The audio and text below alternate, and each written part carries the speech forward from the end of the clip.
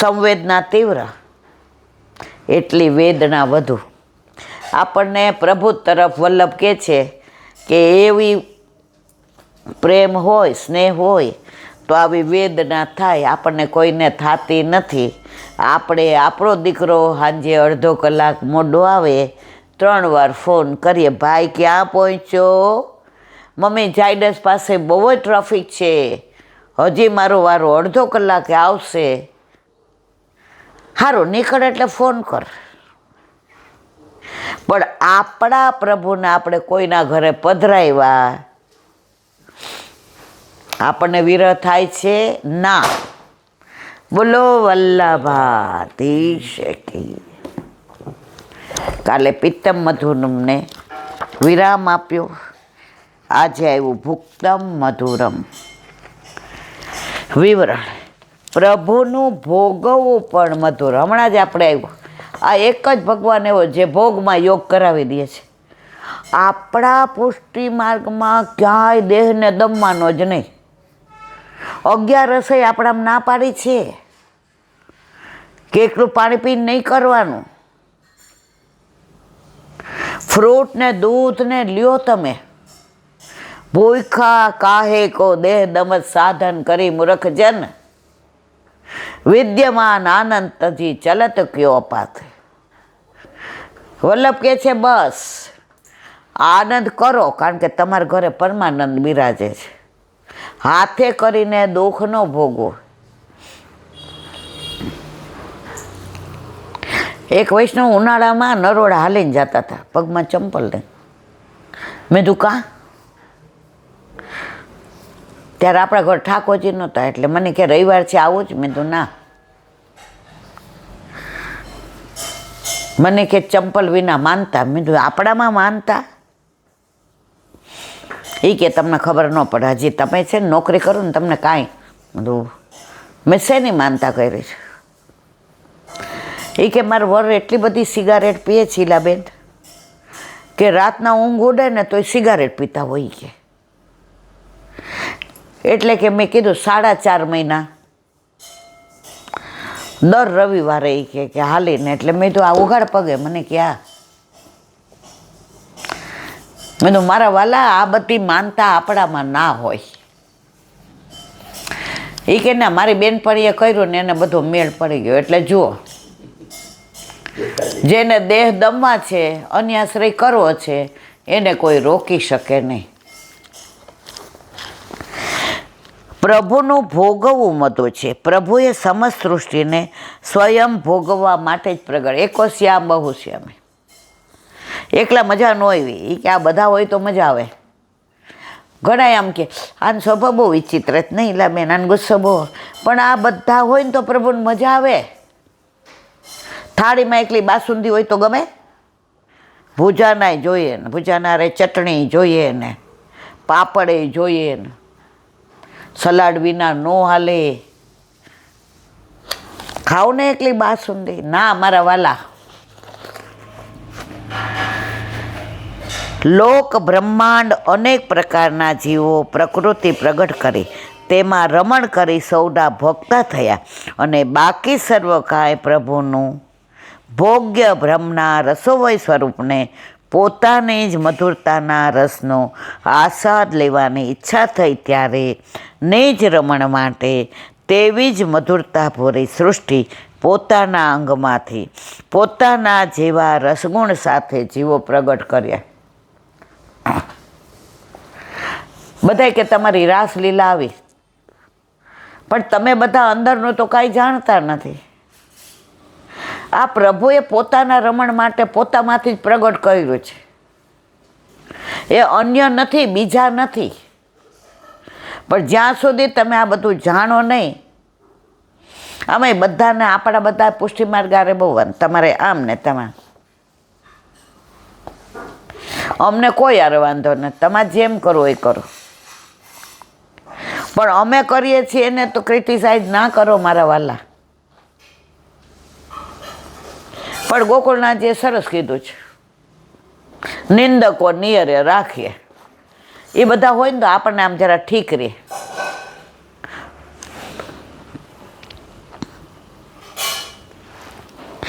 કારણ નીચ રમણ માટે તેમના જેવી અલૌકિક સૃષ્ટિ જોઈએ.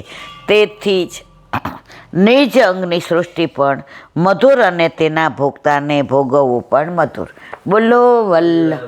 હવે બધા જાગી રહ્યા છે ધીમે ધીમે, એટલે હવે આપણે દયારામભાઈના ચંદ્રાવલા.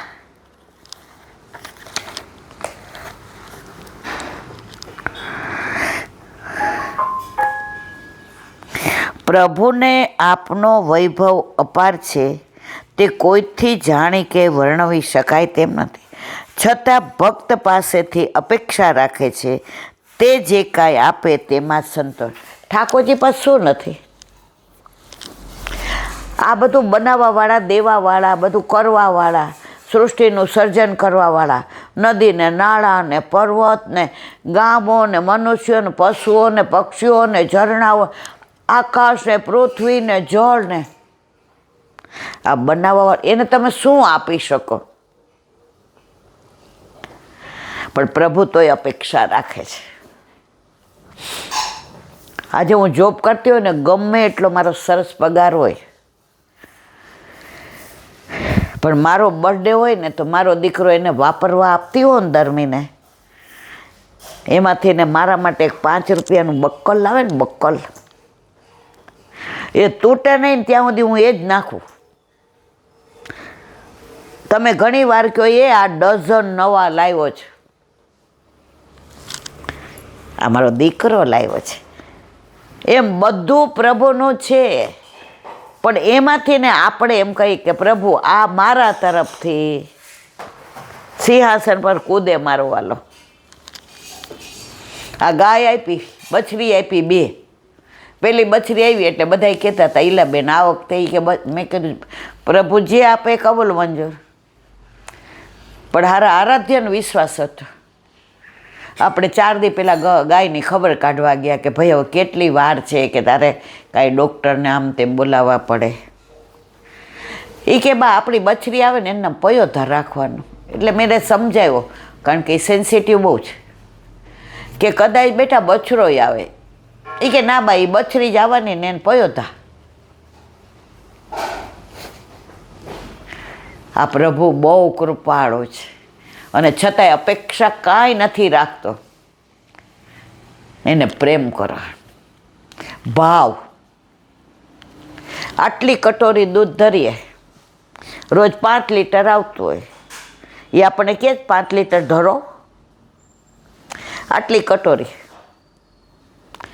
એ એટલામાં બિંદુમાં સિંધુ સમજે છે, કારણ કે એણે વલ્લભે કીધું જ મારા નાથ આ જીવ આપણા છે, આ આપણા છે ને એટલે જ આ કૃપા છે.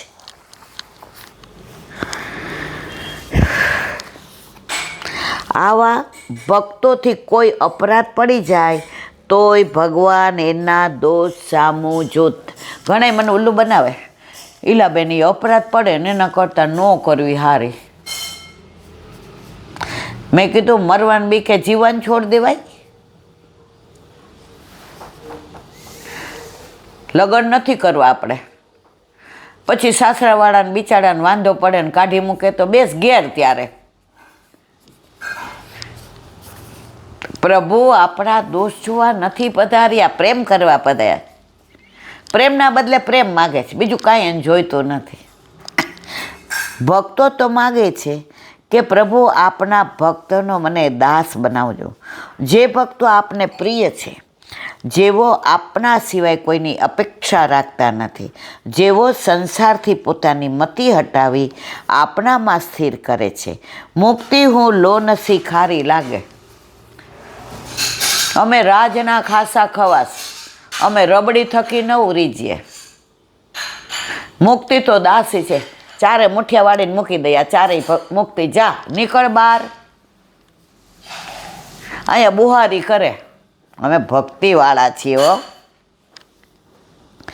તે મુજબ સંસાર સુખની ત્યાં ગણના જ નથી, પરંતુ મુક્તિ પણ અમે ચાહતા નથી. જેઓ આપણની સેવા સ્મરણ ભજન કીર્તનમાં આનંદ માને છે તેને આનંદ ઘન આપ નિરાનંદનું દાન કરો છો. ભક્તોમાં ઊંચ નીચ કોઈ નથી. આવા વિશુદ્ધ હૃદયના ભક્તોને પ્રભુ આપ અધીન બનીને રહેવાવાળા છો.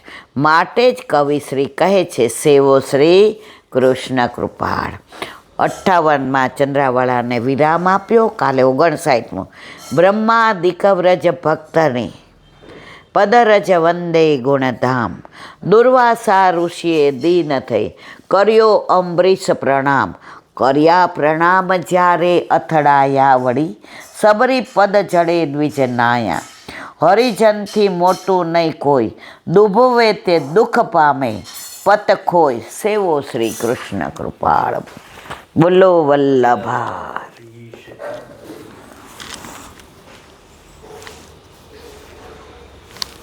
શ્રી વલ્લભાધીશ. સુબોધિનીજીનું પાન વલ્લભ કરાવે તો થાય, અને સ્પર્શ કરવો આપણા બસની વાત નથી. ઉપવર્ણિત મિથ પુણ્યમ પારીક્ષિતમ મયા, વાસુદેવ કથોપમાખ્યાનમ યદ પૃચ્છત. અર્થ: તમે મને પૂછેલું તે વાસુદેવની કથા સાથેનું પવિત્ર પરીક્ષિતનું આખ્યાન મેં તમને કહ્યું. સુબોધિનીજી, પરીક્ષિતનું આ આખ્યાન સંક્ષિપ્તમાં કહ્યું હોવાથી ભગવાનના યશોગાનના શ્રવણ અને કીર્તનના રૂપમાં ઉપયોગી નથી. તો પછી શા માટે કહ્યું એવી શંકા થાય માટે કહે છે પુણ્યમ તે પુણ્યરૂપ છે. એટલે કે જેમ ગંગાજીમાં સ્નાન વગેરે કરવાથી ધર્મ થાય છે, તેમ પરીક્ષિત સંબંધી આખ્યાન સાંભળવાથી પણ ધર્મ થાય છે. આ ઉપાખ્યાન વાસુદેવ કથોપેત, વાસુદેવ ભગવાનની કથાથી યુક્ત છે માટે કહ્યું છે. યદાખ્યાન પુચ્છત, જે આખ્યાન તમે મને પૂછેલો.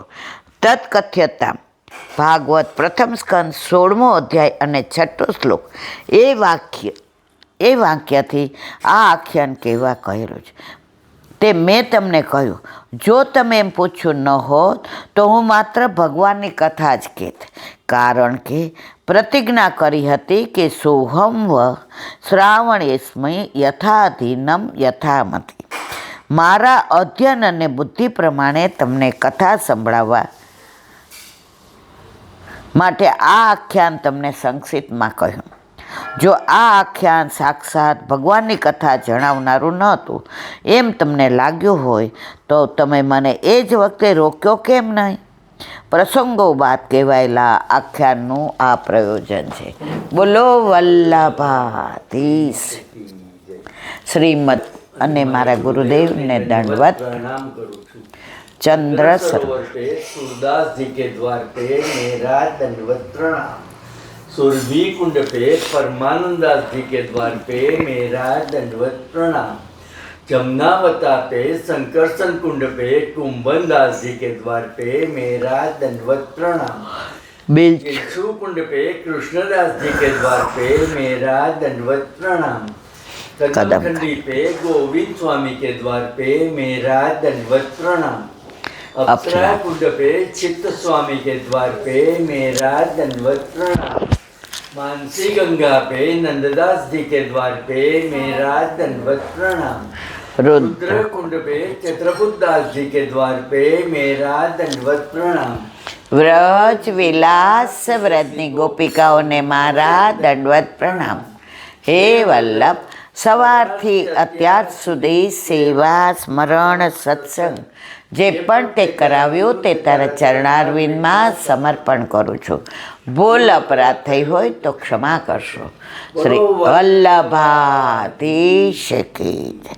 શ્રી વલ્લભ પ્રભુ કરુણા સાગર, જગત ઉજાગર ગાય. શ્રી વલ્લભ કે ચરણ કમલ કી, શ્રી વલ્લભ કે ચરણ કમલ કી. બલી બલી બલી બલી શ્રી વલ્લભ ગુણ ગાય. વલ્લભી સૃષ્ટિ સમાજ સંગ મિલ જીવન કો ફલ પાઈએ શ્રી વલ્લભ ગુણ ગાઈએ શ્રી વલ્લભ ગુણ ગાઈએ યાતે રસિક કહાઈએ શ્રી વલ્લભ કરુણા સાગર જગત ઉજાગર જગત ઉજાગર જગત ઉજાગર ગાય શ્રી વલ્લભાધીશ કી. આજનો આ સત્સંગ મારા વલ્લભના ચરણારવિંદમાં સમર્પણ કરું છું. ભૂલ અપરાધ થઈ હોય તો ક્ષમા કરશો. આ મારા વલ્લભની વાણી અને ભૂલો એ મારી. બોલો વલ્લભાધીશ કી. બધાય વૈષ્ણવને ઝાઝા કરીને જય શ્રી કૃષ્ણ.